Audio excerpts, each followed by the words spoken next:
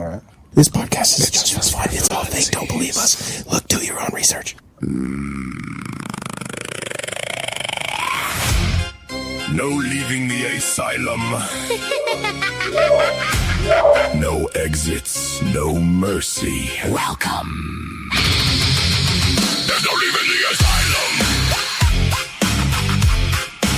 There's no leaving the asylum.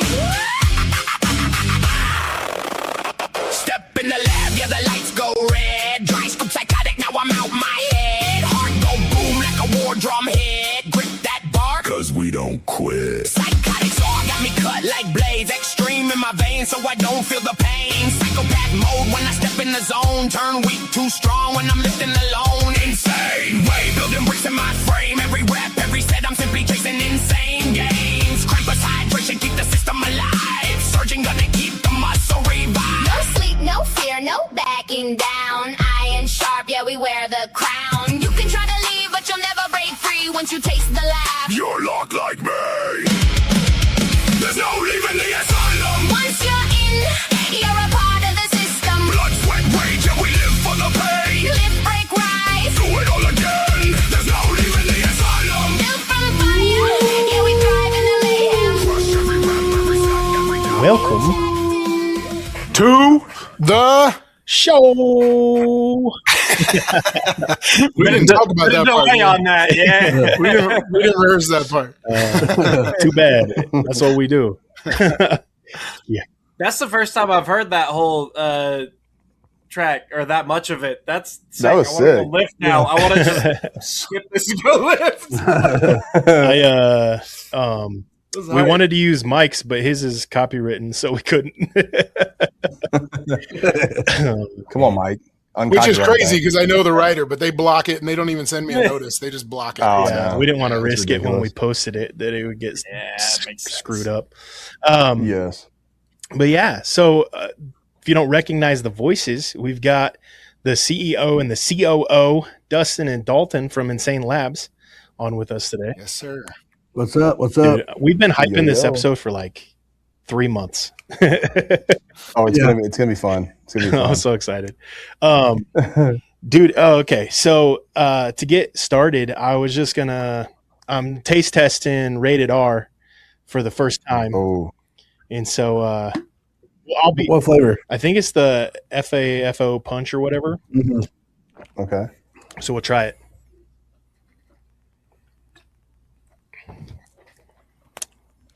It tastes like insanity. Oh, here come the conspiracies. Oh, man. I'm ready for this. Oh man, no, that's actually I love it. It's good. It's really good. I'm excited for it. Have you tried any other flavors? Not yet. So I think what's probably your favorite flavor, Dustin? I mean, I've been drinking Lulata. Yeah. So I think Lulata it's different, so it's definitely my favorite too. Mulata. What is Lulata. Lulata.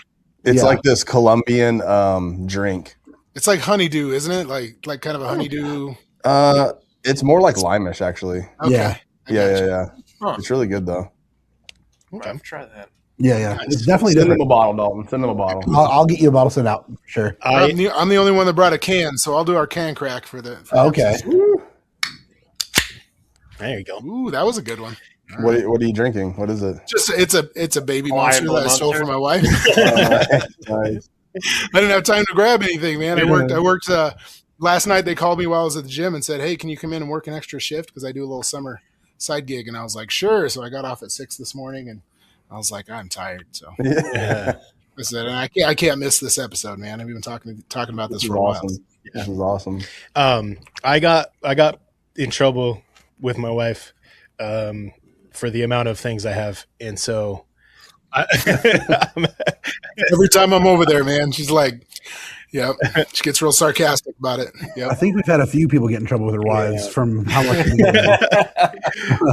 We always got deals running. We can't just pass that up. That's what I'm It's talking true, about. I know. I was in trouble until I got the blueberry proline, and then she made some. The wife made some pancakes, Oh, nice. And she was like, these are really good. And then she's like, what other flavors do they have? And I was like, oh, she's in the asylum now. She can't- Once you get them addicted, you're good to go. Hey, so speaking of energy drinks, you saw our post, right? Yes. Yeah. All right. So to let the cat out of the bag, we're officially going to be doing an energy drink. We don't have anything to send you yet, but we're going to send y'all the taste test. You're going to Yeah. Yes. For real. Nice. That's Nice. dope. Nice. I am so excited. We haven't told anybody that. Dude, that's so You guys awesome. get the first exclusive. I'm gonna be like this at the gym. Like Just Yeah, dude. absolutely, dude.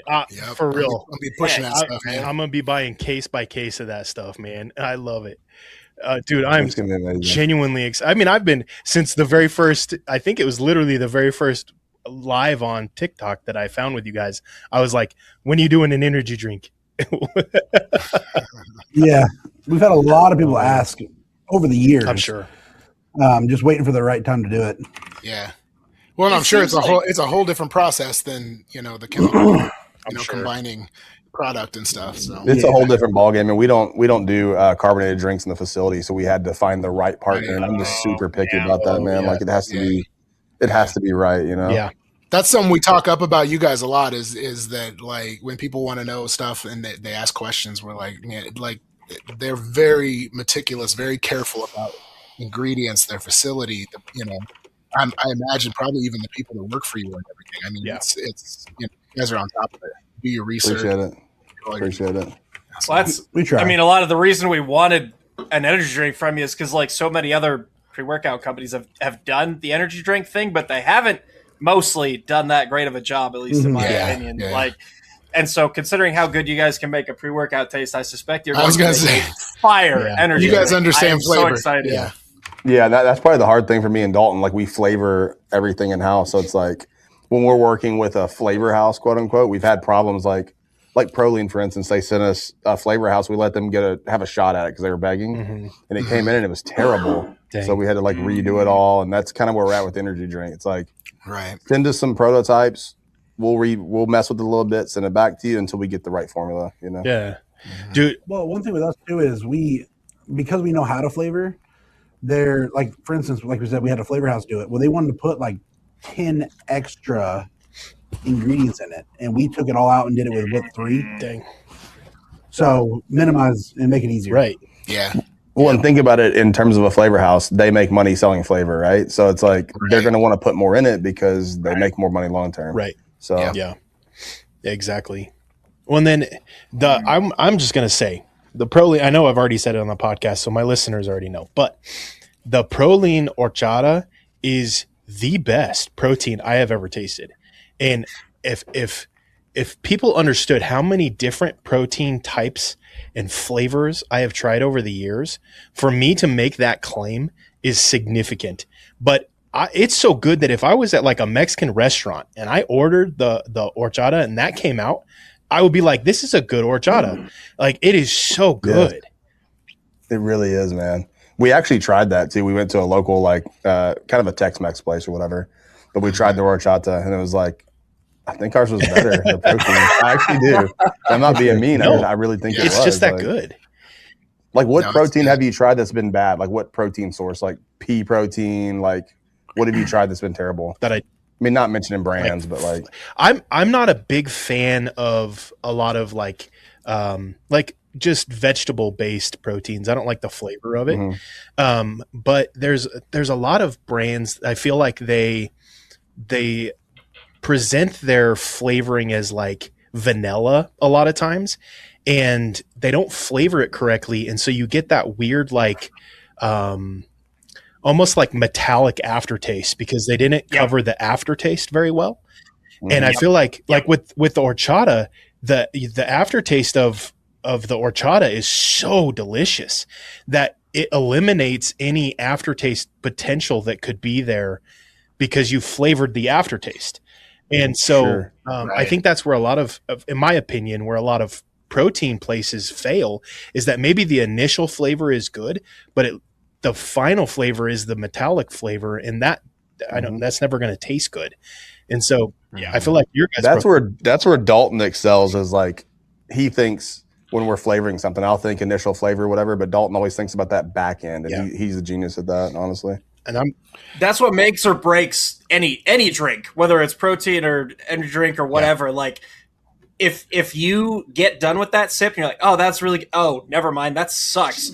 You don't want to drink more. Like, right. We taste tested. Yeah, well, I know where you're going.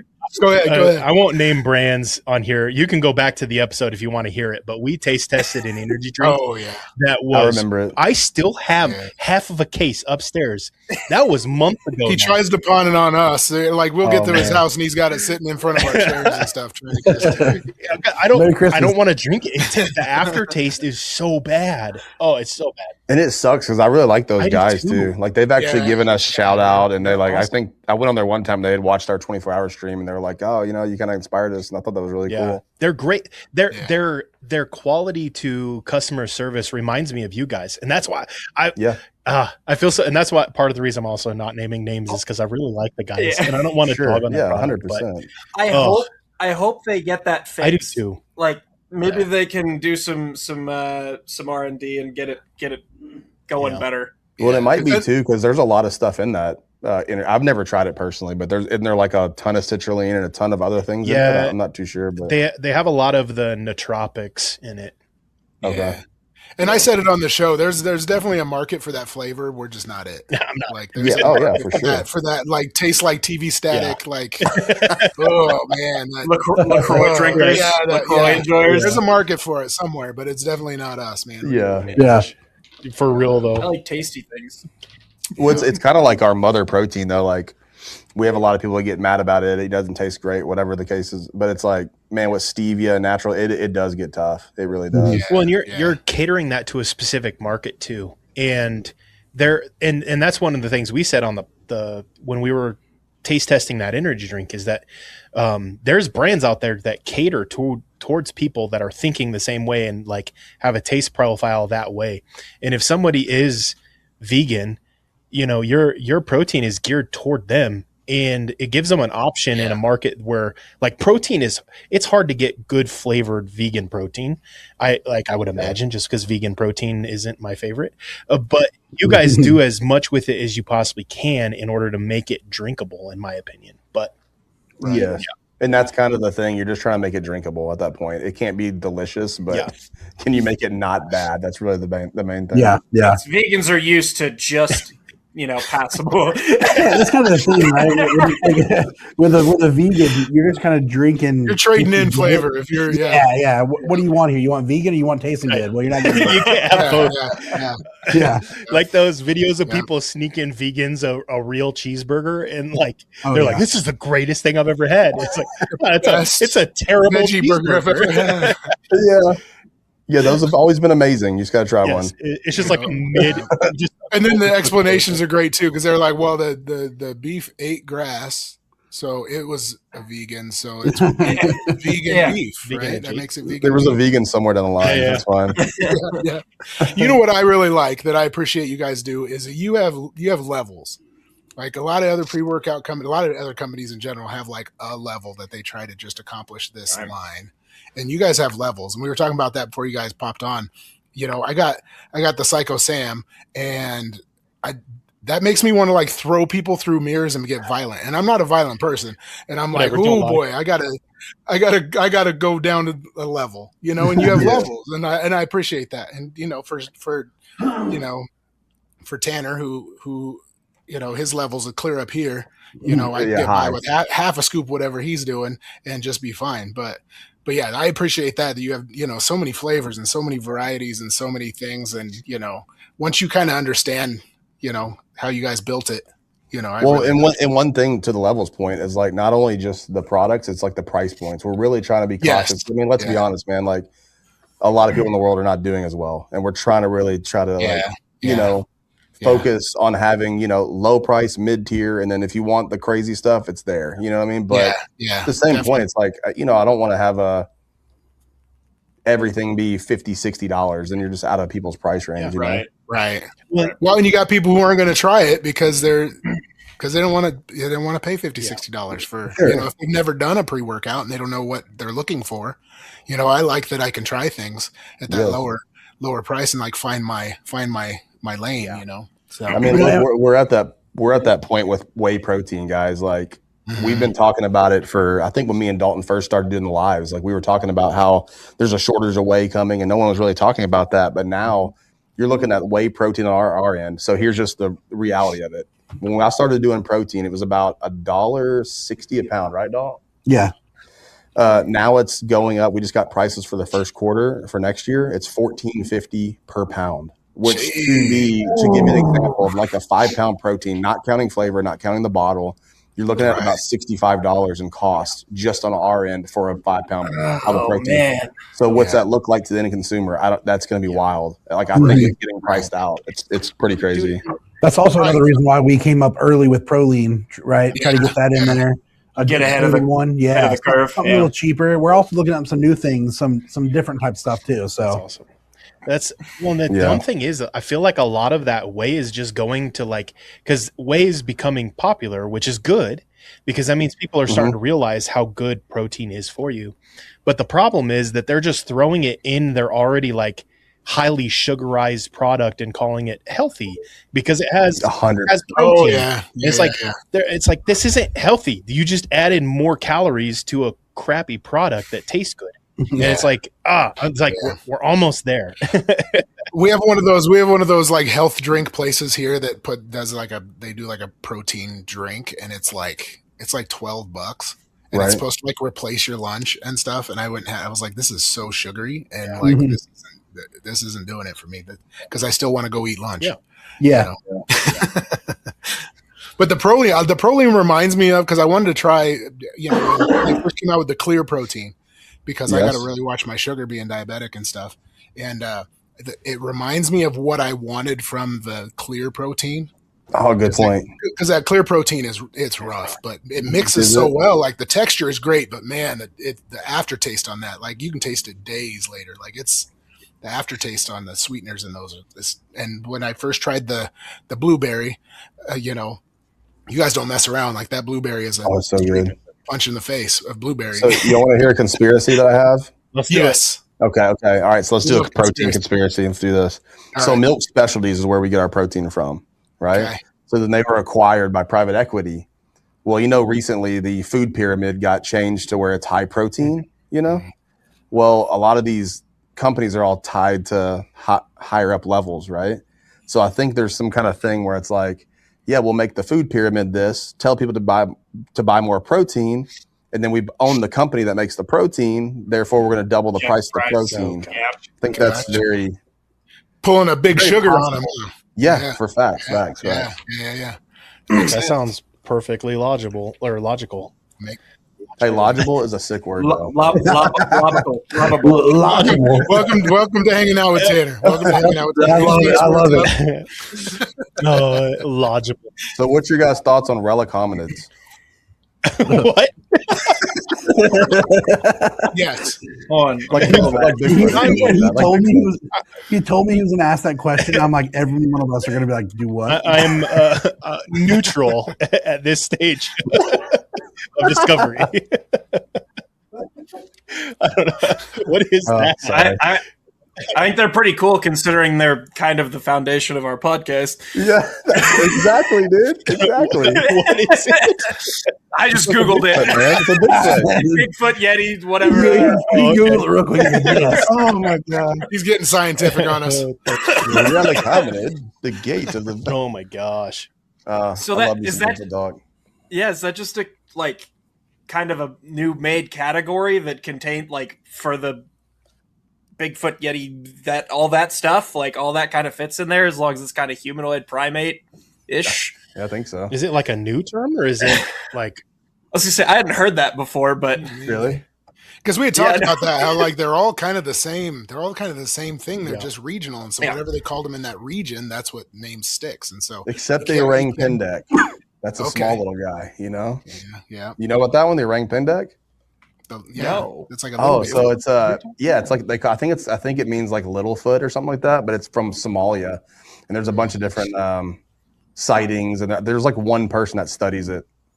Like, I don't know, goes all out for this thing. But yeah, I'm really into Bigfoot. If you don't know, don't know if it's real. Like the idea of it. Yeah, that's where honestly where we're kind of at on it.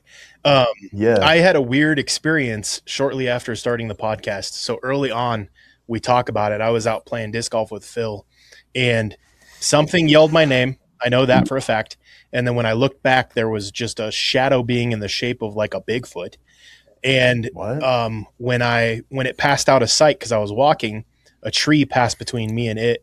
And as I passed by it, it was gone. And so I don't know what it was, but it was definitely not an animal. And so that got me more into it. And one time when we went driving in Northern California, I realized how big the wilderness is there. Like, dude, it's crazy. It's right? like it's like the state of Colorado is just the big it's just like a forested area that doesn't really have anybody. Like, there's nobody living in that area really. It's just crazy. Yeah, but that was before the podcast started. That was kind of one of the precursor things. I remember you coming back from that trip, and you were just like, Bigfoot might be real. And I'm like, what? And so then, you started telling me about, like, there's no roads that go through, like, this area. It's just around. You just go around. You don't go through it. There's no people there. It's just forest. And you're like, some could absolutely live there and not be seen. I was like, interesting. And then it was probably a few months later, you got talking about the red heifer thing. And then you're like, you want to start a podcast? And I was like, yeah. I'm down. Hey, Dalton, tell the story about your dad. I knew you were going to say that. Okay, so, well, we live in Arkansas, and a lot of woods. Well, my dad, a pretty local place where we go hunting at every year, he was just driving the roads, curvy roads. And first of all, if you know my dad, he's not like Bigfoot, nothing, right? Well, apparently, from what he said, he was driving, saw the tree shaking, and this is like right at darkness, right? Okay. Tree shaking, and then a large man ran across the road. He said it was like at least 7 foot tall, right across the road, right in front of my truck. And we're like, okay, like, he's like, here's the thing. He's like, I don't believe in Bigfoot. I don't believe in anything. He's like, it was either a Bigfoot or just a big naked black man running around the woods. He's like, I don't know which one. He's like, it's Arkansas. It's 50-50. So he's like, I don't know what it was. He's like, but right across, he's like, the trees are shaking. Like a normal person's not moving the trees like this. And then right across the road on 2 feet, ran across, and that was it. So, and he's not like the type of guy to like make up like a weird story like that. So, like, he's definitely not that type of guy. Like, he doesn't believe in any of that stuff. Yeah. We've come across that kind of as a theme quite a bit in our research, like people that have, shared stories about it. A lot of the people that have come out with that stuff and like the stories kind of match up in terms of like what they witnessed. A lot of it does come from people that, by all accounts of people that know him, are not the type of people to just make stuff up or like say something like that. A lot of them don't even really want to talk about it that much, but they told somebody they trusted. They're like, you should tell people about this. Sure. And they're like, okay.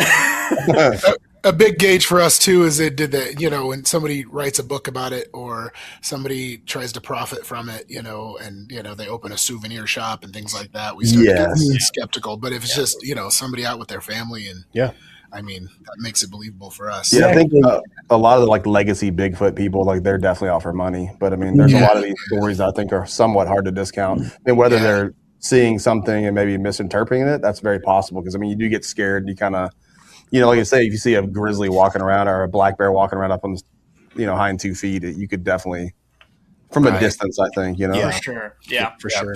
Yeah. Which we actually, I live pretty close to Jasper, Arkansas. And every year they have a Bigfoot, what would you call it? Like, not a convention, but like a Bigfoot festival, a jamboree kind of festival. Yeah, in the town, and they do Bigfoot calls and stuff. So it's pretty cool. Do you have a Bigfoot call? No, I don't. On the episode, Jason does. I'm still working on it though. So on the episode that releases, well, for you guys it'll be tomorrow, but for our listeners, it was last week. We did Bigfoot calls, and sick. They were good. They were good.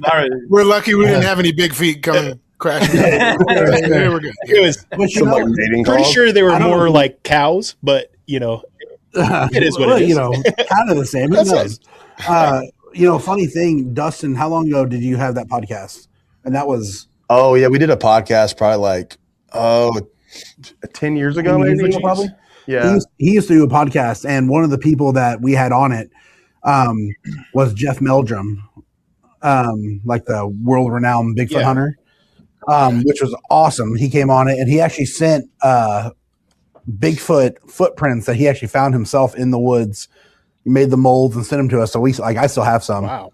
Oh, that's actually one was from the Patterson Gimlin. Remember? Yeah. Wow. Which may be bunk now. Who knows? But Austin, you were on the podcast game early, huh? Oh, way early. Yeah. Yep. Huh. Yeah, it was probably 10 years ago or so.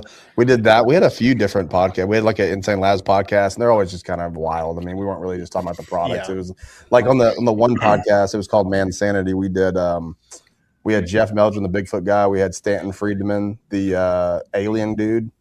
And they both died since, but so maybe we're just a bad luck. I don't know. Gosh. Okay, now you tell us. No disclaimer ahead of time. Yeah. Let you know after. They were older though, so there you go. Yeah. The one thing you'll know, about me and Dustin is we never do stuff too serious. Yeah. No. We always go into what we're doing to more or less have fun, have a good time. Yeah.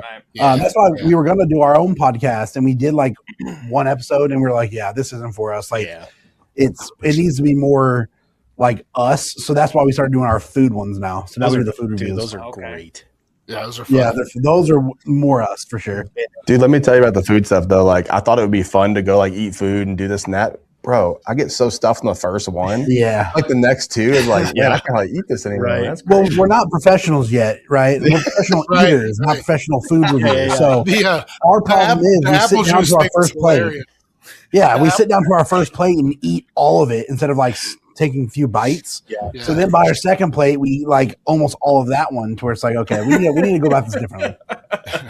Dude. Yeah, man. You got to be like wine tasters. It really gross people out, but they drink the wine, they spit it in the thing. Take a bite and spit it out. If we did that at McDonald's, we're already getting weird looks anyway. Yeah. I know. We noticed it when we were watching. We noticed the people in the background. Some of them wanted to be in. Some of them were like. Let's be real. At some of these fast food places, you're just par for the course. But people are just weird. For sure. The one that's always weird is Wendy's for some reason. We walk in, they just look at us like they want to murder us. I'm like, that's the workers bro. Yeah, they look at us and they're like, "Oh, these guys." And we're like, "Man." Wendy's is kind of gangster, man. I don't know. I worked at Wendy's in college. We got to watch our back in Wendy's, man. Every time. We have a ministry that meets on Tuesday nights, and then after we get done with service, we go and hang out with the college students, and we always go to McDonald's. And McDonald's started locking the door on us. They're open till midnight. Literally, we had to find somewhere else to go because it'd be 8:30 at night, and they would lock the door so that we couldn't get in. It was so stupid. Mm-hmm. They hated it. And we were respectful. We cleaned the place and stuff like that. So it wasn't like we were being obnoxious. That's something Wendy's would do here. Yeah. McDonald's is more on that Anton LaVey type stuff, though. They probably see ministry. They're like, that's not the right ministry for me. Yeah, exactly. The Wendy's I worked at was in it was in Fort Collins, Colorado, and it was on Fraternity Row. So all the fraternities and sororities were right there. And so we used to get the dumbest stuff coming in. They'd order I need a large fry with extra salt and no fries. And they giggle and we'd just be like, streakers and, there's dumb stuff. Streakers and Wendy's is wild. Just straight. Yeah. Yeah. If the basketball team scored 80 points, we anybody who was at the game got free large fries. So we would be listening to the game, and they'd be at 79 points, and we're like, "Don't do it, don't do it." And they'd score, and we'd be like, "Oh!" And it would just be 2 hours worth of just serving up free fries. That's brutal. So Dalton, no, sorry. No, this was for Dustin. Sorry. I was told that you used to be into ghost hunting, but you had an experience. Is that right? Oh man. So yeah, this is probably in that 10-year area, 10 years ago, probably. Me and Jason. It was me, Jason, and then two other buddies. We went out. We bought like the whole what's that thing called? The little EMF reader, Yeah. and the like little microphone thing or whatever. And we went out, and nothing really happened too much there. But I kind of like found myself getting obsessed with these ghost shows and things like that. And one day I was at my house going to the bathroom, and I heard this knock on my door, like a faint knock. I'm like, what the heck? So I go outside the door. Then I hear like a little sound, like some kind of voice. I wasn't sure what it was, but I picked up the little voice recorder that I had from when me and Jay went on that ghost hunting trip, turned it on, and got some crazy voices. In between that, I was getting freaked out. I called Jason to come over. I went outside my house, couldn't go back in the house. I was just so freaked out. And Jason's like, what's going on? Well, they come to find out. So when I bought this house originally, sorry, I'm a terrible storyteller. No, you're good. As you can't remember on these. Hey, you're on the show. I was terrible.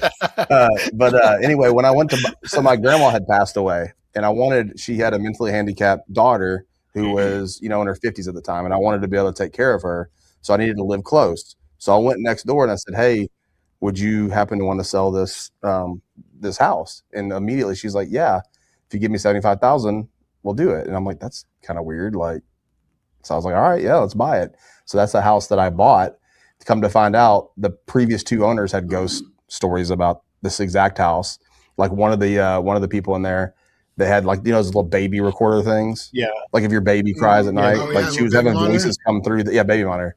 She had voices coming through that. Oh, heck no! It was wild, bro. Even to this day, I rent the house. The guy that lives in there now still has stories about it. It's pretty crazy, man. He works here actually too. Oh, nice. Well, also, so Dustin's my brother-in-law. I'm married to my sister. So my sister, when she graduated high school, moved in with my grandmother, who had a big 3-story house. Mm-hmm. And she had a ghost story in that house where she was in the upstairs shower. No one was home. And she had a little girl was talking outside the bathroom door and laughing at her.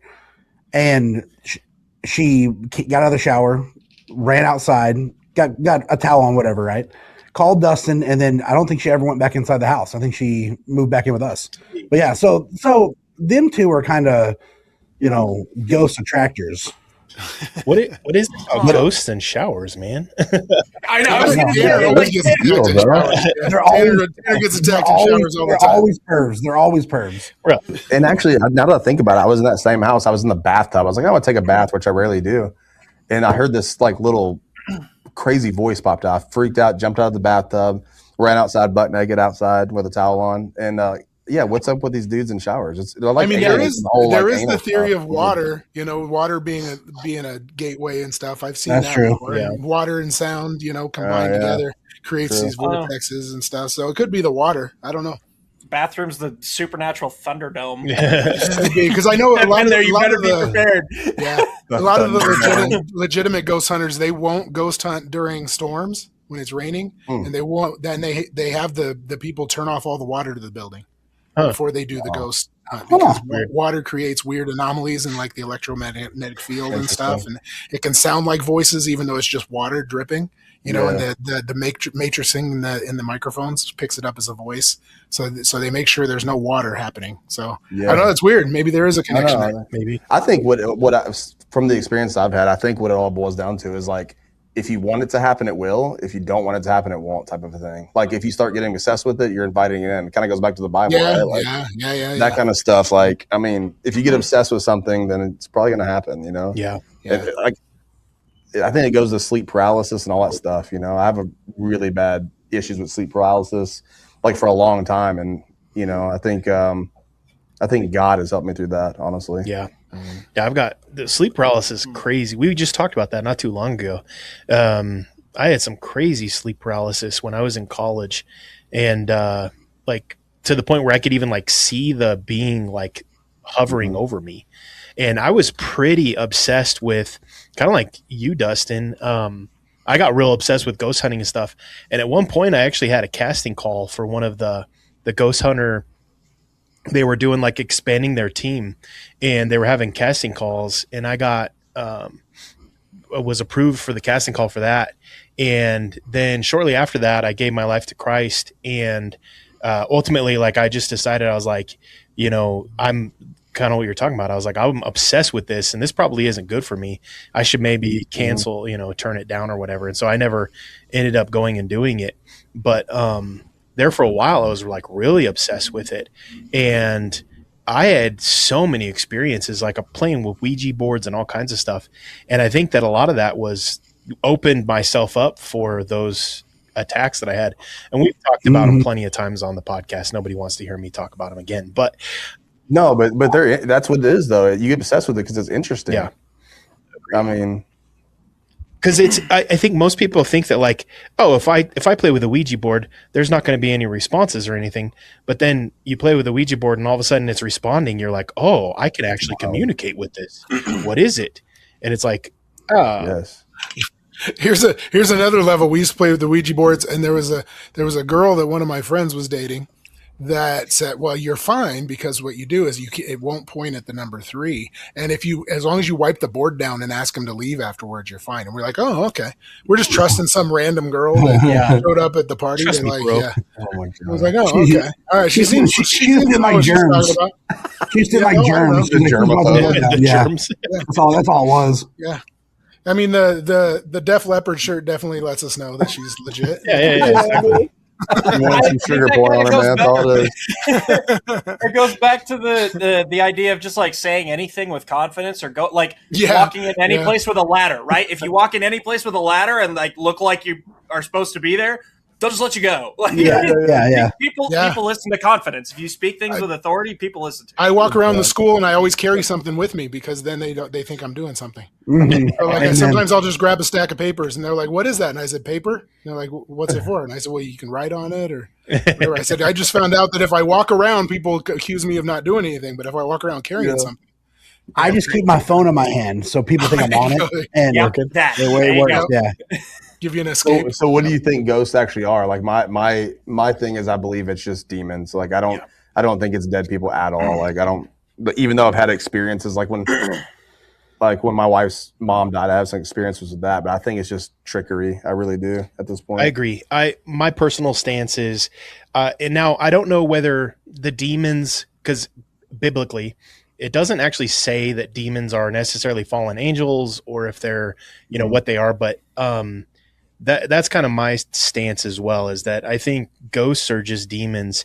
And, you know, a lot of people experience like, okay, so if your experience is like a loved one that is deceased or a kid, those seem to be the two most prevalent ghost interactions. And what is going to pull somebody in order to try to help them the most? A deceased loved one or a kid. And so they do it in order to get you sucked into their story, their world, and invite them in. I agree. Yeah. And then it's easy if you hear something that's not supposed to exist in the world, you do get curious. Yeah. Like, how can you not? Right. You know? Yeah. And if you're not, if you're not biblically accurate, like you're gonna fall for that. Yeah. Well, and even from like scientific standpoint and all the explanations and everything else, I'm like, well, who understands science better than demons who have been on the, been around for 1,000 years? Yeah. You know what I mean? Like, of course they understand the science of it. That doesn't mean it's not science. Yeah. Well, and that's the thing that like we've talked about on the show a little bit too, is that like if demons are fallen angels, they technically have like perfect memory. Like they're going to remember everything from now all the way back to their creation, basically. And they're not limited by memory issues like we have. They just remember things. And so they're going to know humans at a level that we don't understand humans. And so their ability to trick us and get us sucked in and manipulate us are at a whole nother level. And so like, and they're just good at it, But Well, and the idea of bring up. Oh, go ahead. I was going to say the idea of them being, in time and things too, that they don't exist within that realm of time. Like you at 5 years old to them is the same exact time as you at 60.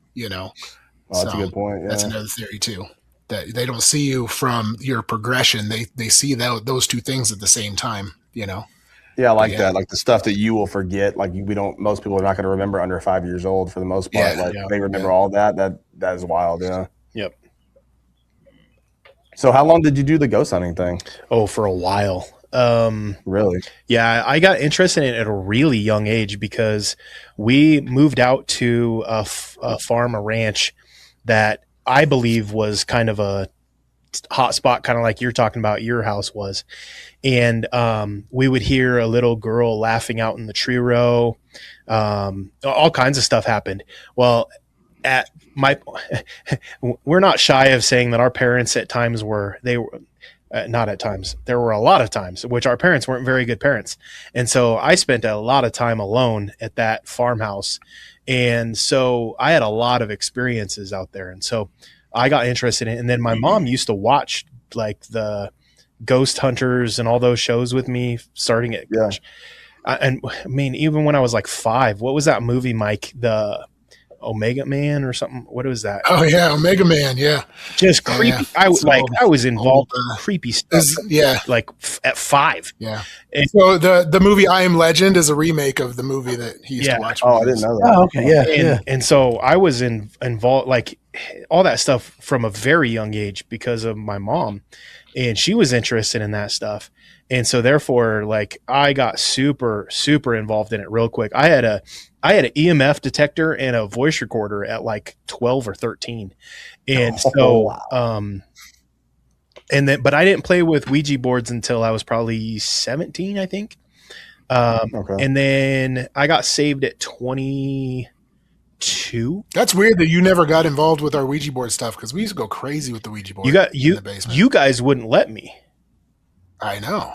Because we didn't want to see you get tossed out a window or anything. We said some crazy stuff on the Ouija board, man. There was some crazy What's funny is that crazy stuff. You guys played with the Ouija board, but you wanted to protect me, but you still didn't see that it was bad if a kid couldn't play with it. Because it's kind of like when it was like being able to live in like a scary movie, and we felt like we were safe because we used to see crazy stuff. We were in there one time and the little stylus was just going nuts, and like we all let go and it kept going, and then it like shot across the room and hit the wall. Jeez. And then there was another time we were doing it and we're like, can you make things happen so we know you're real? And it spelled out water, and then the water in the bathroom down the hallway turned on, like just crazy stuff we used to see with the Ouija board in the house. Yeah, I would have quit that right away. So I'm I don't know. We were like live dangerously kind of kids though, you know what I mean? Like Tanner said, like we didn't have it. Our parents weren't. I mean, I was Tanner's parent for the most part, and I was only 10 years older than he was, So do you think that's a big part of like the whole ghost thing? Is like, so me and like I come from a real traumatic household growing up, very poor. I'm from the hood. Like I was adopted into a family, like that kind of stuff. So it's like maybe the whole traumatic stuff kind of lends into the whole seeing ghosts and stuff. Because we've talked about that with like the CIA. We get into the CIA and all that stuff. We talk about that too. We're like, it seems like the people that are going through the weird testing things and the people with these weird memories all seem to have some kind of traumatic childhood. Yes. Kind of going on. Or it could be something like a weaponized schizophrenia type of thing that the government uses on us. I don't know, man. We're on a conspiracy podcast. I'm just thinking out loud. Were either of you guys in the GATE program? I was never in the GATE program. No, I heard you talk about it a little bit. That's Mike alluded to it a little bit, but we grew up and if you hadn't caught on yet, we grew up in a real traumatic household, and I think there is something to that, Dustin. That the demonic. The question I guess would be is, does the trauma invite the demonic in? Or had the demonic already been influence in order to create or elevate the trauma already? And so that's something I always kind of wonder is like, was the demonic already involved in my family, or was it attracted because of the trauma? Chicken or Yeah, the egg? which one came first? Yeah, right. Ooh, wrap your mind around this one. If time doesn't exist for them, could they have gone? They see you're successful. They see you now, and they try to go back to your childhood to create a different path, and it either works or it doesn't. And you wouldn't know. Dude. You wouldn't know. But and speaking of success, man, it's interesting. like whatever you want to consider success as. If you want to consider it money or whatever, like that's the biggest trap there is. Like, I mean, definitely. like it's so easy to fall into carnal kind of temptation that way for sure. And that's what I've found out too, is that. the money takes care of itself if you're, the success isn't in. I agree with you 100%. Like, look how successful you guys have become. And like, you guys were never chasing the dollar sign. I mean, you guys were just having fun chasing what you love doing. And here's a little thing. Like I had the governor come here of Arkansas. What was that, Dalton? Like 7 years ago, probably?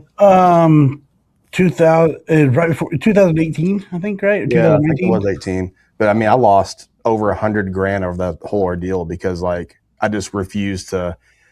It's just you got to go once you let them have a piece of something, or I mean, let them in, dude. It's kind of like a demon in a way, man. Your business is never the same, and you're just doing everything to please a authority or whatever at that point. It's kind of scary. Man, that's crazy. Well, that's even like, because we talk about Javi a lot too. He's become a pretty good friend of ours.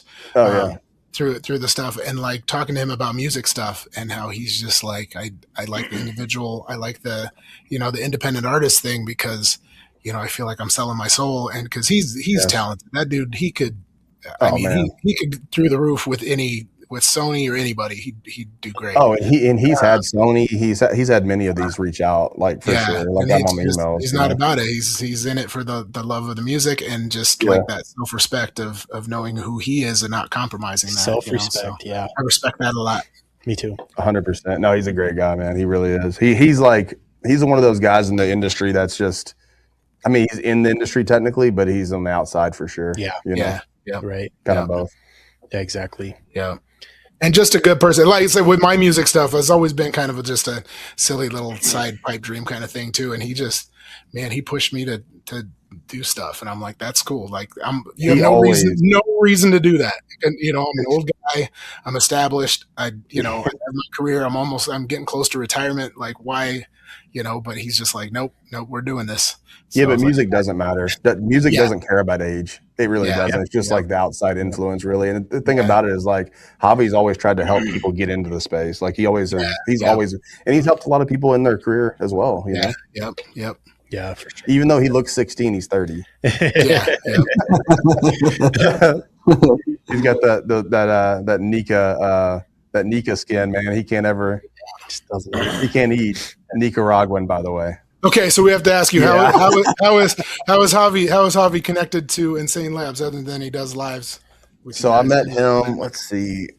Okay, so I had hired a rapper a long time ago by the name of Ozzy. He went by. Well, then I found out, and drugs kind of took a hold of this guy. He just couldn't stay on the right path. Well, I found out so Ozzy had a guy named Javi do a feature one time with him, and I found out Javi was his engineer. And I was like, dang, who's this Ozzy, or who's this Javi guy? He's incredible, And once I'd had to drop Ozzy because of the drug problems and stuff, I reached out to Javi and said, hey, Insane Labz Music is looking for a new artist, and love to talk to you. And that's kind of how it happened. Cool. Flew out to Florida to talk to him. And ever since then, it's been great. That's awesome. Good deal. Dude, you guys are involved in so much stuff. Like I just found out you've done movies. I was like, because we were looking stuff up for when you guys are going to be on the podcast, just doing our due diligence to be good hosts, so that, like, I don't know. I hate when hosts are just like, okay, talk. And you're like, okay, what do you want me to talk about? And so we were looking stuff up, and we found the. Oh yeah, we deep dug on you guys. The movie. I was like, not much on me, mostly Dustin. Yeah, dude, literally nothing on Dalton. He doesn't exist. I'm pretty sure he works for this guy. Man. He's a Dalton's the asset. Sure. He married into the family, and to keep tabs on Dustin. No. I can't even find a picture of Dalton anywhere on the. No way, like it's too funny. Serious. Even Jay and Shu, I could find stuff on them like crazy, but Dalton, I couldn't find a whole lot on Dalton. He just doesn't exist, man. Dude, I'm background. He scrubbed the entire web. I did. Dude, so like, how you at one point you had mentioned that you've started just an insane amount of businesses. What is that like? Like, what do you start them, sell them, or do you start them like kind of realize this isn't what I'm into and then move on? Like, what's the process? It's usually that. It's usually I get bored fast. So I think I've done about 144 total, but yeah, I have sold some. Some just honestly, dude, most of them just don't work. Okay. That's just a fact. I mean, the thing with business is it's like you got to go into it kind of knowing in the back of your mind it may not work, but you're not going to quit. That's really the main thing for me. That's so awesome. You can't be scared to try. You can't be scared to try. Yeah. Well, and that's the thing too. Like financially, we talk about finances and stuff too. Like financially, I have a lot of ideas, a lot of things I want to do. But man, I tell you what, and when you're married, and my wife is she controls. She knows. She can tell you exactly how much money we have right now. I have no idea. She's like, hey, don't buy anything till Thursday. I'm like, oh, okay. She runs the money and stuff. But like, so when I went to go get my master's degree, they talked me into signing up for stuff, and I was like, all right, I can do this master's. This is doable. And then I told her, and then she didn't talk to me for like 6 months. So, but I went ahead and did it. And then I got, I ended up getting 2 master's degrees, and now we make, I make 3 times as much money as I would have otherwise. Right. And again, I wanted to do it because I wanted to be a counselor. I didn't want to be a teacher anymore. I wanted to be a counselor. And so, I don't see it the same way she sees like this line, and I just see these passions, and I like recording music. I only do it when she's not here because she stands across the room and just like stares at me. I gives me dirty looks because I went and bought a new mic and stuff, and like When I bought the building we're in now, that was in 2016, and there was like no plans at all for it at the time. Yeah. Like that was like my wife got mad at me for it. I mean, it is what it is, but I had to. You always have to kind of be like looking out for the future, because if not, like if I wouldn't have bought this building, we'd be in some serious problems right now. Yeah, right. Like we would have outgrown everything. You know? Yeah, that's we outgrew our first facility within 6 months. Crazy. Yeah. So we started in the back of a vitamin store, what was it, Dalton? 300 square foot, probably. If that, yeah, maybe 300 square foot. Then we moved to about a 2,000 square foot building where me and Dalton and Jason, we were literally hand loading pallets, like. We didn't know what a pallet lift was. Yeah. I mean, then we moved to another barn that was about 5,000 square foot. And that's what eventually turned into a manufacturing facility, because we couldn't rely on our other manufacturing facilities. And then that 5,000 square foot building turned into a 35,000 square foot building. Then we bought the lot next to it, which was a car lot, just so the employees could park there. So we had nowhere for the employees to park. And then now we're in this building. But it's been a lot of changes over the years, like in really the last 8-9 years. Yeah. And it's happened fast. I mean, we were talking about like, a business from the bottom to the top. Like you guys have grown a lot in a short time. Very fast. And I know even now, like you guys are having a hard time keeping up when I'm in the lives, and they're like, when's Krampus coming out? You're like, whoa, time out. We've got some other things going on, Yeah. You guys have a hard time keeping up with what you have even right now. Yeah. So yeah, you guys are killing it. It gets tough. Yeah. Yeah. But it's a blessing though, for sure. I mean, like when we were making we were at one point, man, we were making, and this is in a smaller building, we were making probably 300 plus brands, like, and I won't say the names, but like big brands, like brands you guys know for sure. Yeah. We were making. I could tell you off camera for sure, but like at the end of the day, like, I mean, it got to the point where we just could not keep up. Yeah. I mean, we had a giant flood in here that happened. Do you guys know about that? So here's a crazy story, man. So this was in 2000. It was 18, wasn't it? It was just before the governor came. Okay, so around 2018, we had a crazy rain that came through, like Noah's Ark type rain or something. And one of my guys called me. He's like, "Hey, Dustin, the electrician's up here, and the building's full with 4 foot of water." We were building out this facility. The entire facility was almost built out. We had about $600,000 in dry goods in the back, in every bit, and then about $1.5 million of other people's stuff that like other brands had sent to us. It literally flooded the big. in the back of the facility, a big door busted down. Water just came through from a big canal, flooded the entire building, ruined everything. We had to redo our entire build out. Like, and this was back, like, we weren't doing as good, man. It was crazy. That's crazy. There's actually a video of me talking about it on YouTube, like the day after. It's like pretty emotional. That's crazy. Yeah. I'll have to check that out. It was wild. Man, that's brutal too. But the fact that you were able to persevere even through that stuff, you know, for me, it speaks volumes to the kind of person you are. You know, I have so much respect for your story, Mike's story. You know, I look up to people who in the facing adversity continue to push through and continue to have faith both in God, but in themselves and their abilities. I think all of that is so important. And, you know, each little detail of that goes into making the brand what it is today. Man, that's crazy though. I couldn't even imagine. I agree. And I think the main thing, like Mike could probably speak to this too. It's like, yeah, it's all about team, man. If you don't have the right team around you, you're screwed. Like, you have to have the right people around you, and I have really good people around me, and that helps a lot. And a lot of those people are family, you know, family. I don't have a big family myself, but I consider, you know, Dalton's my brother-in-law. He's family. Jay's a great friend of mine. He's family. Shu, I've become to love. You know, it's like I have my son around here. Like, it's great that's awesome, you know. Yeah. Something that I teach the kids because I teach in the middle school, something I teach the kids too, is if you have two people who are equally successful and one of them, everything was handed to them, and every time something went wrong, somebody stepped in and fixed it for them.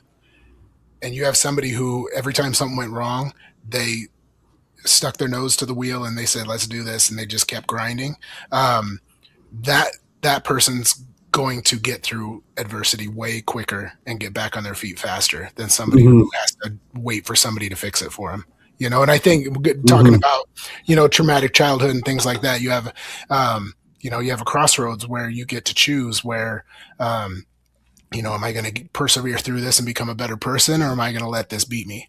You know, and I think, you know, people in this room included, we decided to push through and be better people because of it. So I would say if you want to do well at something, I think having a tougher childhood makes it easier personally. Yeah. I think if you were given everything, it makes it drastically different. 100%.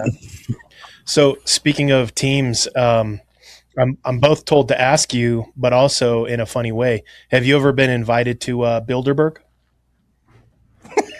No. What is your thoughts on Bilderberg? Oh, I love researching Bilderberg. It's great. Yeah. What are my thoughts on it? Officially. Let me try to keep it PG. It's a bunch of freaking weirdos, dude, that just go there and do weird sexual stuff and talk about the world, and they plan things. That's what I think. Dude, something like that. I think it's on top of that. I think it's okay. I'm going to sound so crazy saying this. There's some worship going on too. Some weird. I think that they're convening with demonic entities that are basically their gods while they're there, and those demonic entities are giving them the next commands of what they're supposed to do. I know it makes me sound a little crazy, but like I really do think that there's more than just the deviancy going on at these meetings. In this group of people, that's actually pretty normal to hear. Yeah. We're pretty used to that. Oh, I mean, you got, like, if you look back, like all these people, like a lot of these, you know, Hollywood people and, you know, politicians, they all worship like Crowley and just weird stuff like that. It's all tied in for sure. There's no doubt. I don't even think that's a conspiracy anymore. It's like, it's so out there, so in your face. And nobody, and the crazy thing is that nobody's doing anything. You know, it's like, I don't know. I have a lot of opinions, and like you're saying, like, you're not going to mention competitors and stuff like that, and so I won't throw anybody out there. But you know, even on my like TikTok lives, I've been pretty vocal of like what I think of certain companies because of who their owners worship. And one of the things about you guys is, you know, I think a lot of people assume you guys are in that same vein because you went with the Halloween horror theme. And I see it all the time in your guys' TikTok lives. of people like, oh, you guys need Jesus and stuff. And I think, it's like having conversations with you guys, I can tell that you guys are real, and I can tell that your faith isn't in the demonic and the evil, and but it is interesting how people can just run with that. Meanwhile, you've got these other companies that have quote unquote cleaner looks, whose owners like literally are worshiping different gods, and like people are like, oh, I'm going to support these guys because they appear clean, and it's like, it's so you wouldn't believe the amount of business. So prior to Insane, I worked for the manufacturing, and so I would try to bring people in, and you wouldn't believe the amount of people who wouldn't even talk to us, or if they did talk to us, they'd be like, yep, we don't, you guys, are devil worshipers, and then we just hang up on you. And they're like, you don't even know us, first of all. You have no idea. Yeah. It is insane. Crazy. It's kind of ironically, I'm a pastor, and you guys are my favorite workout supplement brand. And on the podcast, it's like, I don't know if you've noticed, like, we're careful of, like, I say the dust, but then like people who are actually interested will message me, and I'm like, yeah, it's called Demon Dust. Don't worry about the name. These guys are actually legit. And they're like, okay, cool. So then they go and buy a bunch, and it's like, again, you guys found your vein, found your avenue, and you're running with it. But you were very adamant that, like, you're not worshiping those things. And no, but yeah, and it's just a very fun, like, it's like Halloween. It's like Halloween. You get that the gym. Nobody wants to lift to what was that one energy drink that we tried that had we tried the one, but there was one on TikTok. There's one on TikTok that's just so cringy, and they're a Christian-based energy drink. Yahweh. I don't care. I'll call them out. So Yahweh. bad. That's it's so bad and disgusting. ingenuine, and I'm like, disgusting. No, see, like, no. And I'm pretty sure every time I came across, I just wanted to go. But in like, there think about this, guys. Like, people will comment. It's so funny. They're like, why didn't you call it Jesus dust? I'm like, that sounds so blasphemous.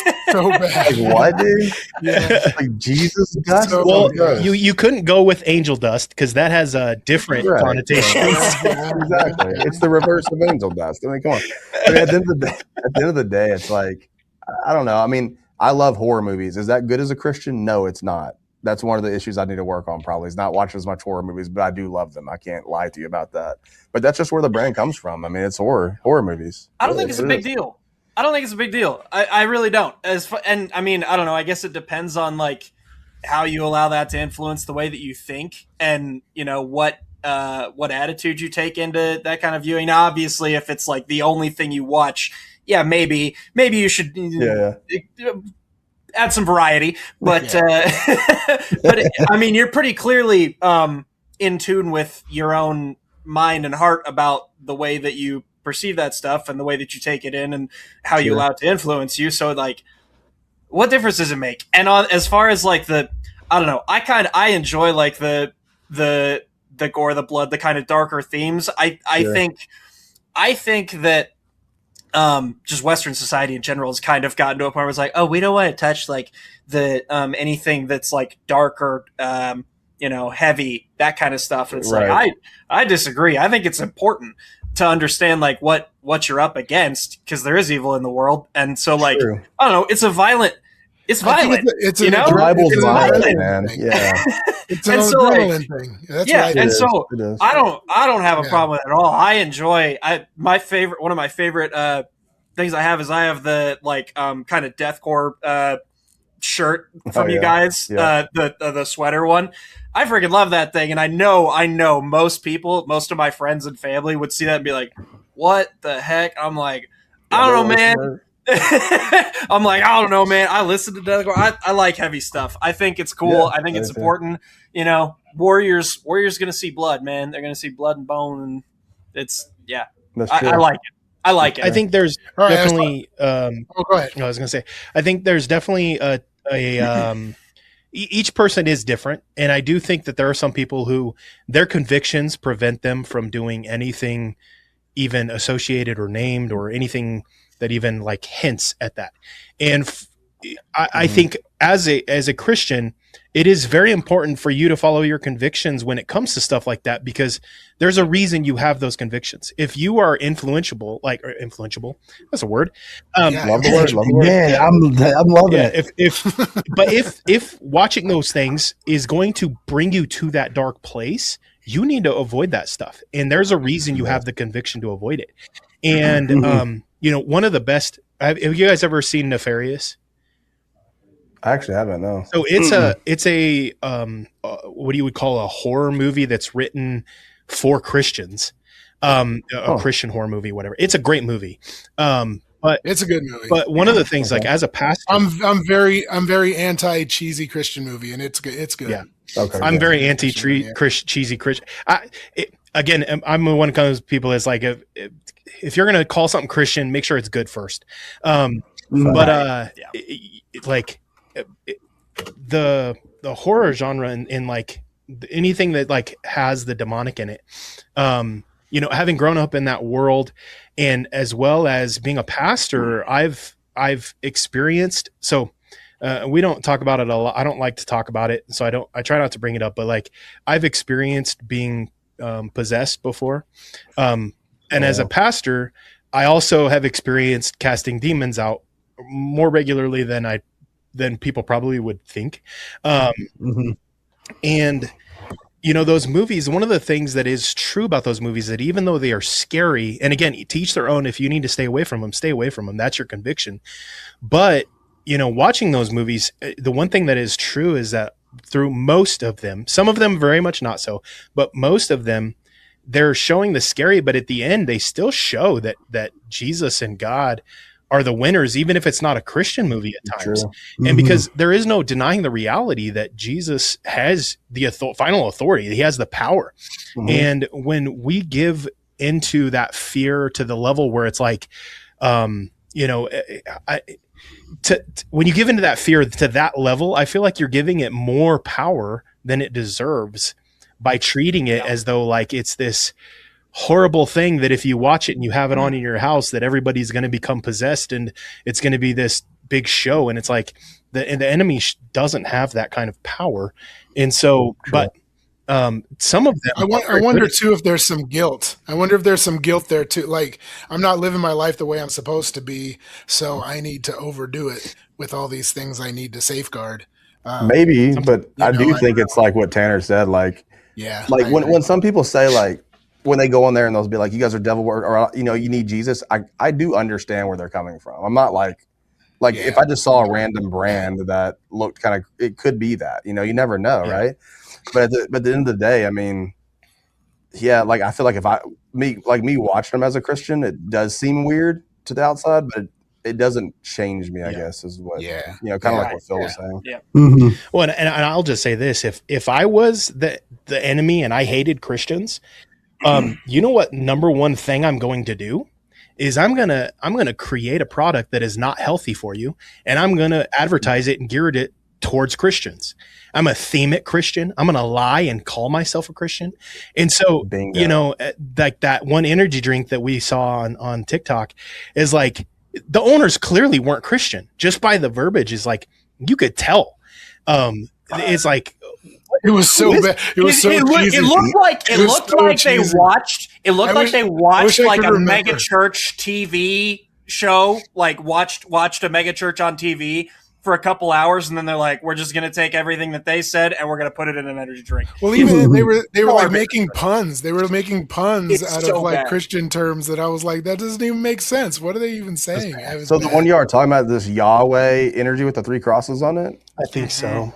I believe I'm looking so. at it No, right now. Forgiven was the one we made fun of. However, there is one that was Christian that we tried on the show, which was actually legit. It tasted good. It was themed in a way that's not like, hey, it was subtle. Yeah, it wasn't it's like called, and I don't know if we want to name names, but it was called Agape. And it's like, unless you understand, like most people aren't probably going to know what that is. And so it wasn't like overtly like Christian energy drink for the Christian. Is like, it's a little more subtle. It's like, those guys might be Christian, but they might not be. Right. I don't know. That's the problem. I have no clue whether or not. I will say it always does seem weird to like make money off that. Yeah. I don't know. Mhm. I agree. Like, It does. you know what I mean? Like to make a Christian thing and then make money off of it. I don't know. That's what you should say Yeah. from now on. When people are like, "Oh, you're demonic," you should be like, "Oh no, I'm exploiting him for my gain." Be like, "Oh, demon dust, that's evil." No, I'm exploiting demons for my Yeah, gain. you should want to exploit. Yeah, I'm Marketing exploiting the genius, I love snot it. out of them. Yeah, dude. That's actually I'm good. not I honoring like them. that. I'm exploiting them. I'm exploiting them. Oh my gosh. But no, like, is that like a thing now? Like the whole Christian energy drink thing, or what? I don't I've seen like 3 or 4 different companies trying to do it. I haven't seen it in a few weeks. I don't know if I just managed to weed it out. Wouldn't of it my be algorithm weird? or what? But I don't know. Wouldn't it be weird if you guys influenced that? Like somebody was like, I know these guys got this whole horror thing covered. Let's do something different. Let's go the complete opposite direction and see if we can Look, make money. dude, I won't doubt that because whether like you can say what you want about us, but we definitely influence the entire like Oh yeah, look of definitely. everything here, and then like even like in terms of like mainstream, like Liquid Death, that would never Yeah, exist without us. no, Like, Yeah. it's true. Yep. Yep. I agree. That's true. I agree. And I see some even with their imagery and their graphics and stuff trying to copy you guys that'll pop up every once in a while. Oh man, on- it's on social rampant. media It's, that I'm like, and then- man, it's really a that's thing in the What's butt. We've noticed it a lot more over the past year. It's like Yeah. everywhere you look, it's like what? No way! Like you guys were the first to be doing the lives. Everybody is on TikTok live now. Like everybody. So there's a big show. Well, there's a few of them. The Olympia in Vegas they have every year, right, for supplement industry. And we when did we stop going, Dustin? 5, 6, 7 years ago. Yeah, it's probably actually 2019. yeah. So we stopped going, right? It's kind of a waste of money for us. We actually used to go the last 2 years and just had fun the whole time. But anyways, this last year after we were doing our lives, we had some people come back and we got on a call with another potential client. And they came back and said, you wouldn't believe the amount of times we heard about Insane Labs and TikTok and your guys' lives. Good. How everybody talked about our lives because let's be honest too, the most of the other ones you see is like a fitness girl or a guy sitting in front of like a backdrop and just talking, right? Have no. And then you have me and Dustin sitting here with a chainsaw going crazy, yelling. You know what I mean? So it's our lives are completely different. There's one guy with the cut. He's got the cut shirt and he's all veiny and like he's got the wrong color spray tan and like just like veins in his eyeballs. And I'm like, whoa. Yeah. They're doing they're ripping you off, but they're doing a miserable job of it. Sure. Yeah. And then you always have people pop on like, you guys take the products. Like, yeah. Wouldn't you want a normal person taking the products versus someone who's taking steroids and saying they're taking the products? Exactly. It just doesn't make sense. Exactly. It doesn't make sense. The fact that you're not I don't know. a fake fitness model, I don't know. Like, yeah, I want to buy products from you because you know the product. Phil, We don't do before and afters. We don't do sexualized content. We've never done that. We don't do I that. respect And that's the industry. We don't do athletes. Dude. We don't do like anything, right? We have affiliates who like are people who want to support us. Right. Like But if we you don't- see somebody taking the product, they just bought Yeah. it and tried it and Yeah. said something about it. that's part of why you But, guys like, are my favorites. Phil, go ahead. What were you gonna say? Well, I was just gonna say the reason for me that you guys are my favorites is because the people that are in those lives, like whoever they are not real people.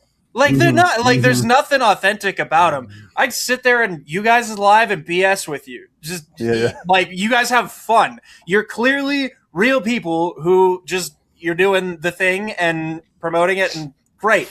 But like you're just there having fun and that is visible. It is very visible. And so like, you know, I have never had an inclination whatsoever to spend more than 2 seconds in anybody else's lives on TikTok ever. It's just terrible. Listen, Well, there's a guy with face tattoos that sells jerky, and he talks about how he used to be a drug addict. His lives are hilarious. I'm going to just say They probably are because it's probably real. You know, Right. I haven't come across that one. Search that one. No, honestly, what I was gonna say though, like before we did the lives, I was looking for somebody to do the lives for us, and I hadn't been on camera in years, man. Years. And I went to Dalton one day. I think Dalton, you did one by yourself one day, and it was kind of like weird. Well, I don't do lives. I don't do the camera stuff, right? Dustin and our other guys used to do it, and I did one day as a test to make sure everything would work. And I was like, hey, I told him like I'm not doing it anymore, right? I don't want to do it. Like I'm fine with someone else doing it. I did it, and then Dustin shows up like the next day.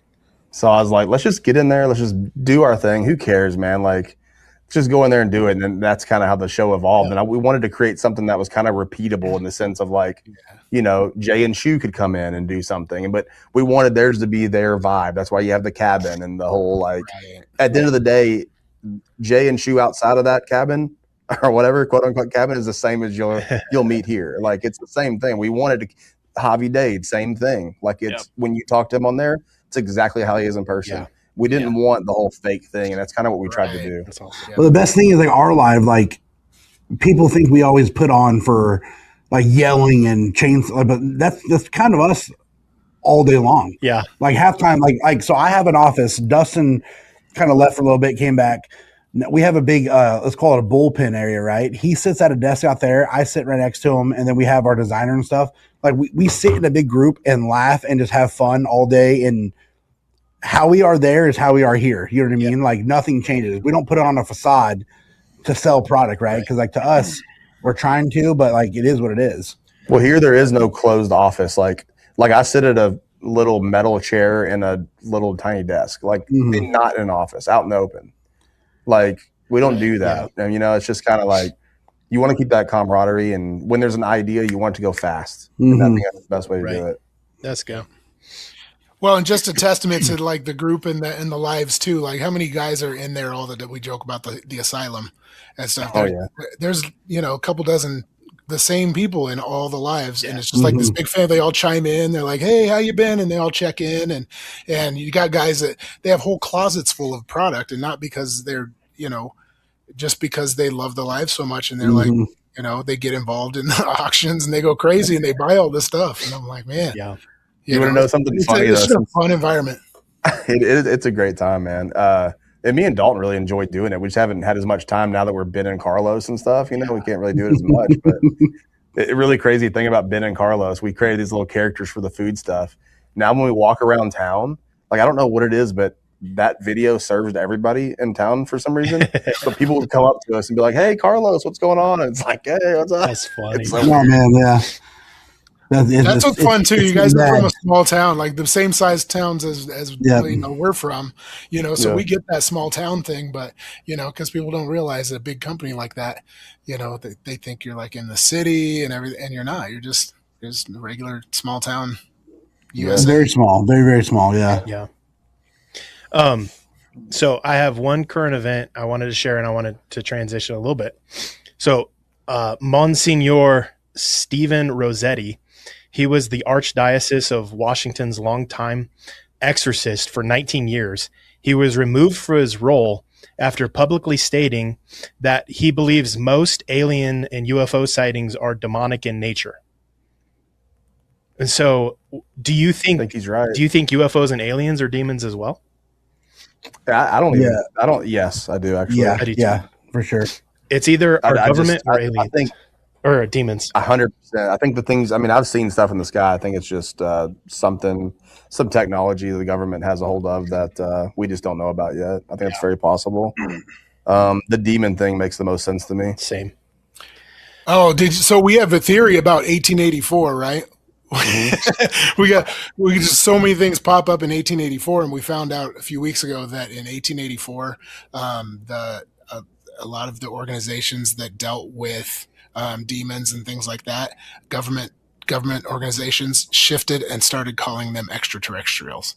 Really? Huh. Yeah, they were actually, before that they called them all demons, and then there was a shift where they started calling them all extraterrestrials, and then about 10 years later is when the alien thing started coming into the mainstream media. So before 1884 there was no such thing as aliens.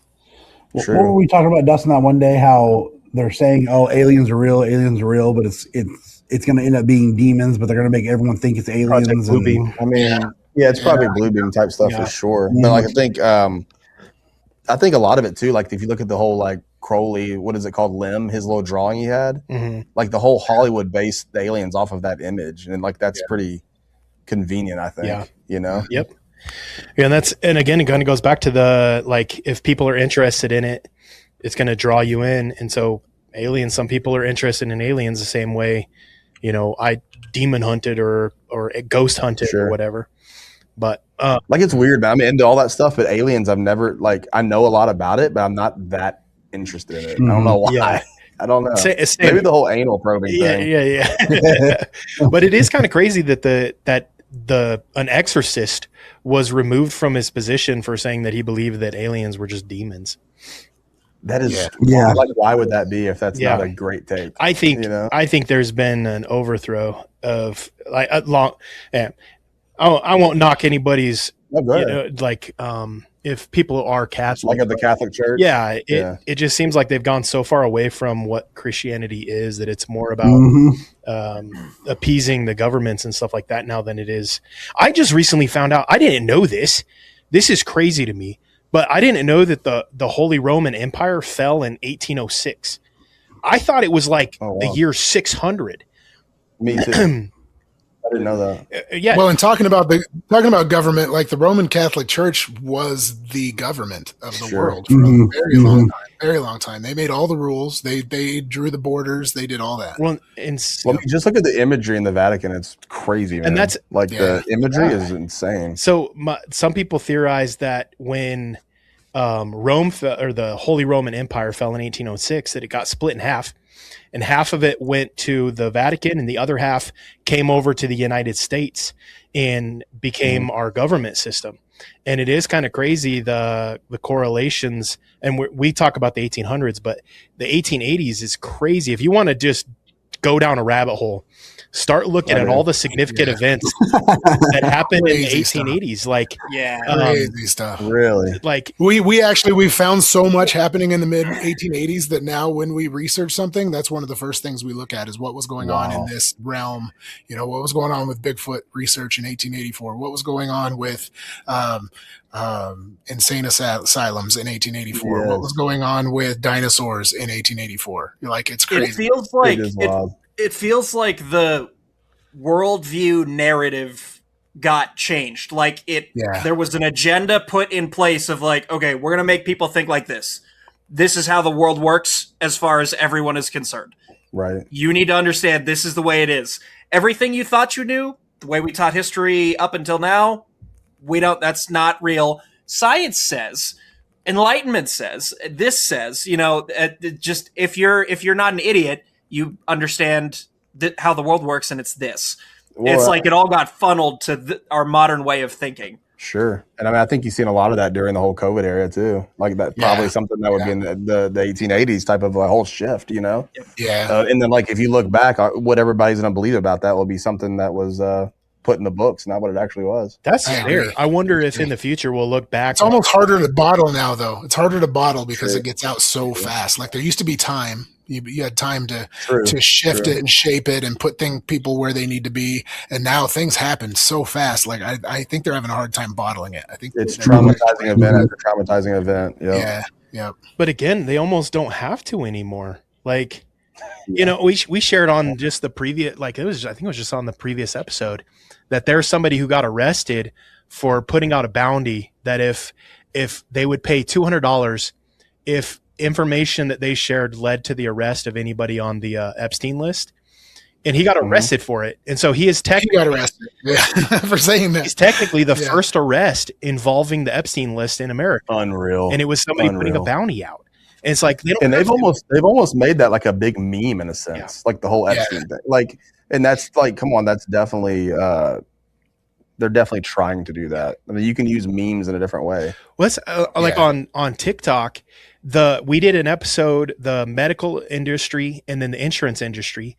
I couldn't post advertisements. If I posted advertisements for the podcast that had any information other than the podcast title, it got dinged for community standards. I got violation. I've never had any violations on my account, and I kept getting dinged for them as soon as we put those episodes out. And we were having a problem with research because nobody was talking about those subjects. And I was like, either we can't find them because they shadow banned them, or people were so afraid of talking about them because their accounts were going to get limited. And we've seen our analytics on it just plateaued. And there are at least two of our 3 least listened to episodes within the first week. And of course, dude. And so it's like they have systems in place. Even if they like you have the right information. They have systems in place that limit the share of that information. Of course. So I was doing a documentary about pharmaceutical companies and insurance companies back in 2015. So I went deep diving into like what politicians get paid and like this whole lobbyist thing. Yeah. It is mind blowing, and it happens with every president, no matter which side of the aisle you're on or whatever. Like, it's rampant, dude. It's crazy. That's crazy. Like the influence is unbelievable. Like collecting money as like expand on that a little bit because we just finished that series, so this would be relevant. Like kickbacks for policy. So here's the thing. It's like when I told you the governor came down. The reason I didn't do anything, he wanted me to pay him to influence certain things. If I paid him, I would get certain, I wouldn't be on the hook for certain things, I guess you would say, right? I didn't do that. And this is point blank. This is when in my mind, I'm like, oh, this is actually real. So big pharmaceutical companies, they will pay politicians X amount of money to push the drug to get it to go through. Yeah. Like that's what happens, and that's why, and that happens in every industry, really. Like it's so I'm getting feedback. What do you get that? Okay. But yeah, it's just like, it's just paying for play really is what it is. But politicians, that's how they make a lot of money, man. So they came down to your warehouse and said, basically, hey, if you give us money, we'll look the other way, basically. But then you said no, and then they came up with stuff to charge you anyway, basically. So the whole deal was they would basically, the state of Arkansas, they'll give you so much money to, like if you're hiring a ton of employees, they kind of help out a bit. Oh, okay. And I was so new, I didn't understand like what that really entailed. And then the governor was to come down. He gave a speech. Like there's evidence of this. You can look it up. LaCheek Nutrition Inc. Governor, something like that. And you'll find that, me and the governor up there. And then we got in this little room. It's like a little conference room. And he's like, hey, if you want to help out with lobby money, blah, blah, blah, I can help you this way. And you can kind of be on the team. Like this firsthand experience, man. It was crazy. Like I always had heard this stuff happens. And now I know for a fact it happens. But if you look up the amount of money that governors, senators take, presidents take from these big pharmaceutical insurance companies, it's outrageous. And that's who runs the world, in my opinion, is big corporations that pay the governors that's really what it is. Like we definitely don't live in a free market society. That's 100% false. Yeah. And people who break through that and like you guys, you're breaking through that mold. And for me, I didn't even know that information when I supported you, but just, I could tell that you guys were legit, and even the way you present yourselves, and it shines through, and it might be harder, but in the long run, you're going to get support from really legit people. And and I'll give a shout out to Jay Bravo. Jay Bravo, love Bravo.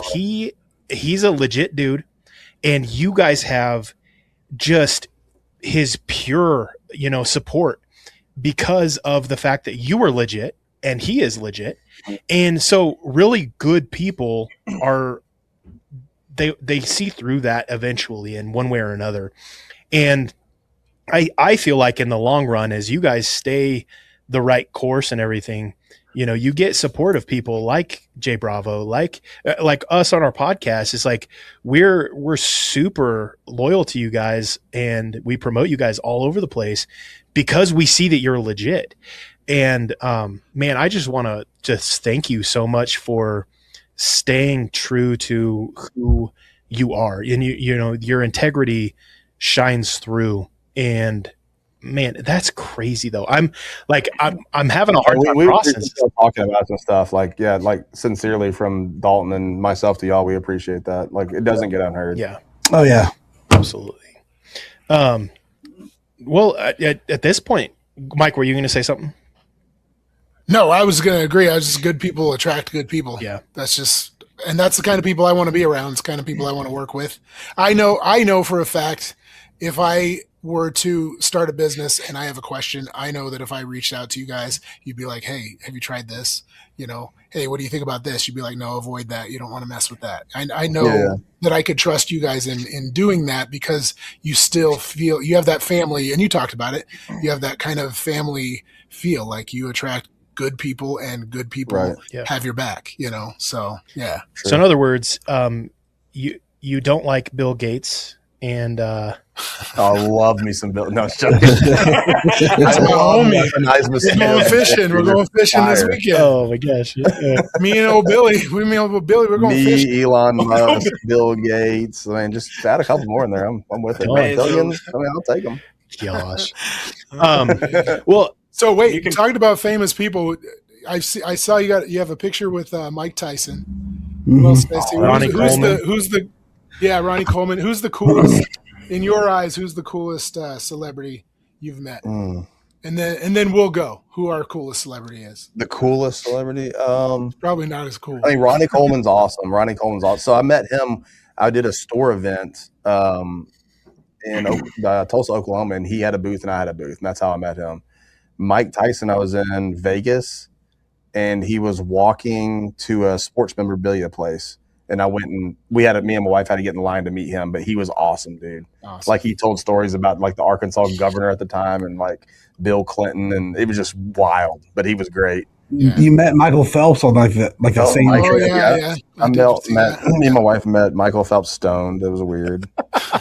He was like the most like kind of like standoffish probably.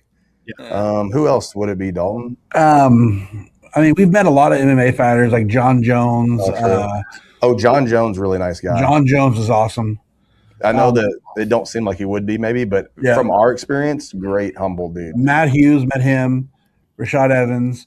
And then we met Michael. I don't know if you were there. Michael Jaw White, the actor dude. Oh, dude. Oh, okay. That guy's the bomb. Yeah, we met him. We were just walking through the casino, and he was just walking. He was pretty cool.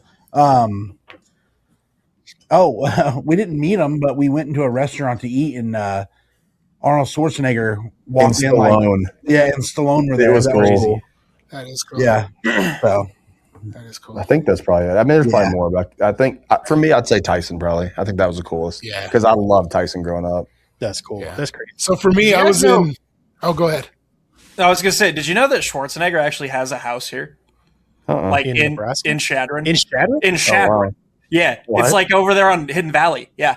Jeez. I don't think he goes there very often. I don't know if he even like ever like stays there, if it's just like a weird. But he owns property like in Dawes County, like just around Shadron. It's like right here. I was at my grandma's restaurant when she owned a restaurant in Fort Collins, and I went into a restaurant. And she has a bunch of pictures on the wall of like, you know, people, just her with people, and I'm looking, and she's standing there with the Undertaker in one of the pictures, and I'm like, Grandma, you know the Undertaker? And she's like, that's not who? And she speaks Spanish. She doesn't speak English very well. She's like, who are you talking about? I said, the wrestler, the Undertaker. You have a picture with him, and he's huge because she's itty bitty little thing, and he's huge. And she's like, no, that's my landlord. Like he owned she rented from the Undertaker. Like, yeah, and I was like, dude, let me know when he's here. I want to. That's what he said. You met Rey Mysterio and all them. Oh, Rey Mysterio and Kurt Angle at Waffle House. Waffle House. Yeah, dude, we went in. It was at Denny's. It was at Denny's. We're eating, being a buddy, and like. It was pretty much. And Kurt Angle's sitting there, and it was Rey Mysterio. They put a little high chair for him because he's so small or whatever. But they were watching SpongeBob. It was the weirdest thing, dude. But like super nice guys though. But they were like really into the SpongeBob episode while they were eating. I was like, all right, cool, man. Crazy. Tenacious Z. Wasn't a fever dream you had? From the WWE. That one-legged wrestler that like oh really? Yeah, they took his leg off and beat him with it. He's a pretty good friend of mine. He was in the WWE for a while. So the coolest person I ever met, I was in college and I was singing at Carnegie Hall in New York, and it was like 2:00 in the morning, and we went down to the deli to buy some adult beverages, and we're standing in line behind these two guys, and they've got these nice silk suits on. One of them's big and one of them's itty bitty little tiny guy, and he starts talking, and the guys I'm standing with, I stopped and I was like, shh, hey. I was like, I think that's MC Hammer. And he turns around, his bodyguard jumped in front of him, and I was like, Hammer, what's up? And so we sat and we talked to MC Hammer for about Was he too legit to quit or anything? He was pretty legit. He's tiny. He's a little guy.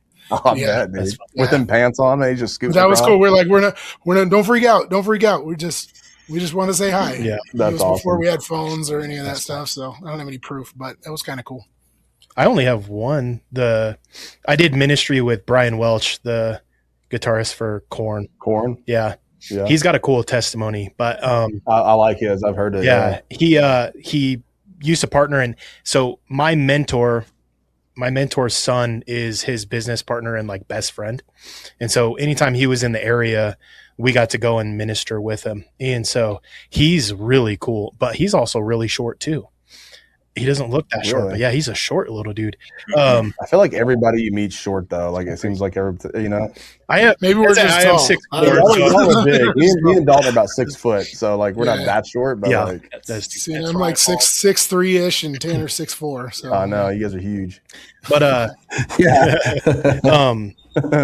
so time wise, was there? Okay, I wanted to give you guys space. Is there anything? Obviously, you already shared that you're going to be doing the energy drink, which is huge.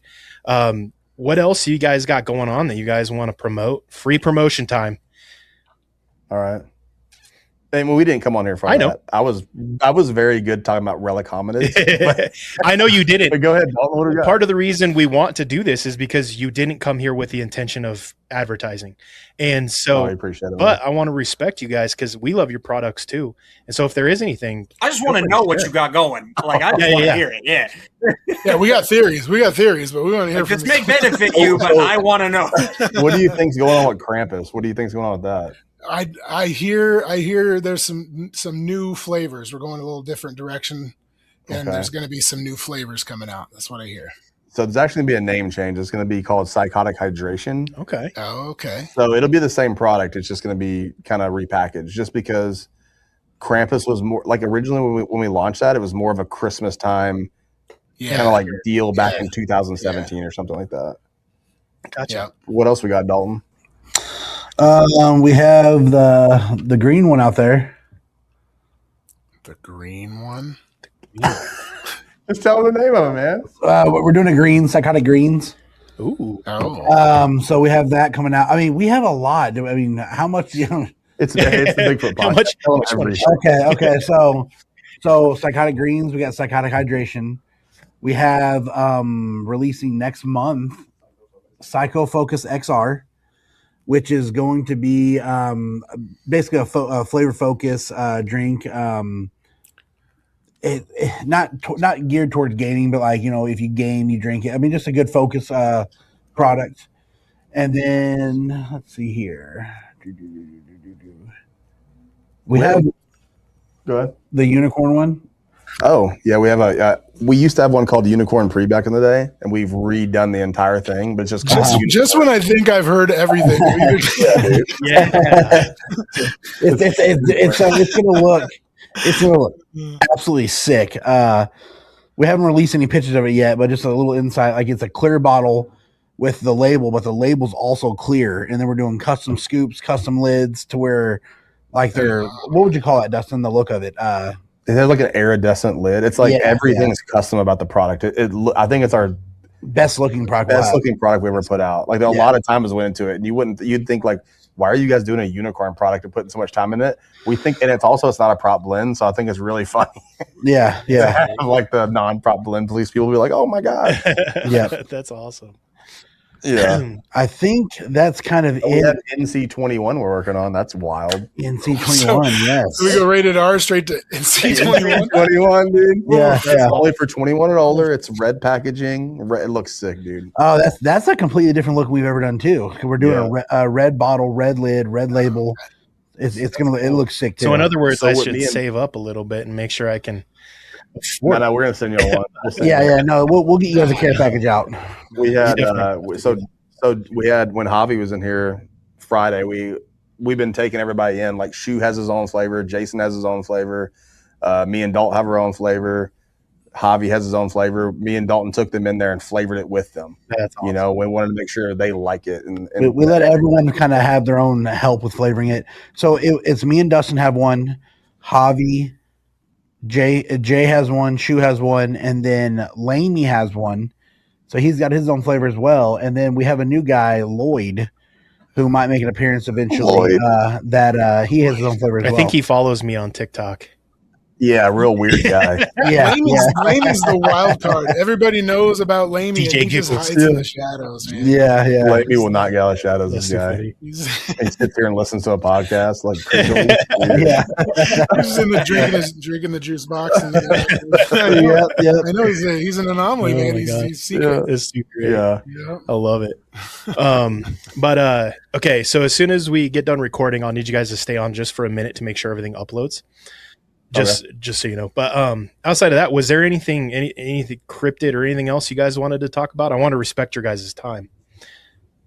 No, I think we kind of went over everything. Man, I think so, man. I think we're good. Yeah. I mean, we Down can the do road, this- if you we can guys do want this- to be on the show again, man, just Yeah, reach I was out. going to say, this was Yeah. the last episode. No. Love to do like more. next time we go full in, there's no Insane Labs talk. We just go into some wild stuff. That'd be Yeah. fun. that'd Next be time awesome. it'll be just Dustin We'll and Dalton go joining to all talk code cryptids. names. We'll go all code Yeah. names. Nobody knows who you are. Hey, Ben All right, Gonzalez and Carlos Carla. will be on. Yeah, there you go. Yeah. There you go. That's right. But that's like legit. If you guys do want to come on anything, like if you want to talk a specific topic that you want to cover for the whole episode and do it like traditional instead of it being more like us interviewing you kind of style, and you just Yeah, want to this is join good to in know the you. same way we do the show, you guys are legit. This is a free, open. Anytime we're going to talk about something that you want to talk about and you want to come on the show, or you have something that you want to talk about, like work it out with us. I will. Now that we've got this system, we figured this system, the StreamYard stuff, we figured it out so we could have you guys on the show. And so now that we've got it set up and everything's all good to go, anytime you guys want to come on, seriously, or even just one of you, if one of you guys is free and the other one's not, open invitation. Anytime you guys are welcome on the show. Cool. But yeah, and so with that, we want to say, we just ask our listeners, don't forget patreon.com/BA Bigfoot. Join the Discord. We've got a Discord. We got a bunch of people in there. It's free to join the Discord. You don't have to be in Patreon to join the Discord. And seriously, Insane Labs for all your supplement needs. These guys are awesome. We don't gatekeep the Insane Labs products. The cheapest place to get stuff is on their TikTok lives. They give you good deals, all that stuff. Pop on their lives. If you want to buy from the website, you can use our code. Otherwise, don't forget to be Your biblically accurate best. And thank you guys again so much for joining us. Okay. Appreciate it, man. Yep. Thank you very much. Bye. Bye. Adios. Bye.